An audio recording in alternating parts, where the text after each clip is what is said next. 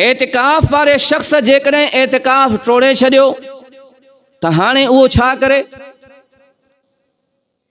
उनजो रोज़ो टुटी वियो, एतिकाफ़ टुटी वियो, या उहो बग़ैर ज़रूरत जे मस्जिद खां ॿाहिरि निकितो, एतिकाफ़ टुटी वियो, त हाणे छा करे? हाणे उनजो हल छा आहे?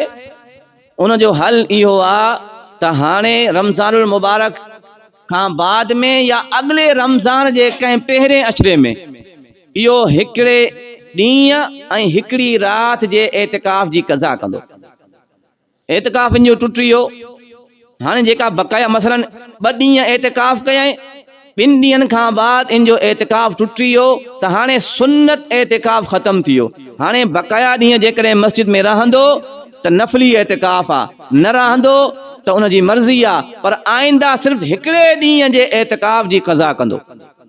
ईअं न आहे जेकॾहिं 2 ॾींहं एतिकाफ़ करे एतिकाफ़ टोड़े त हाणे बक़ाया 8 ॾींहं क़ज़ा करणी आहे, ईअं न आहे। एतिकाफ़ जी क़ज़ा हमेशा हिकिड़ो ॾींहुं ऐं हिकिड़ी राति हूंदी आहे। सुन्नत एतिकाफ़ जॾहिं टुटी वञे त उनजी क़ज़ा छा आहे?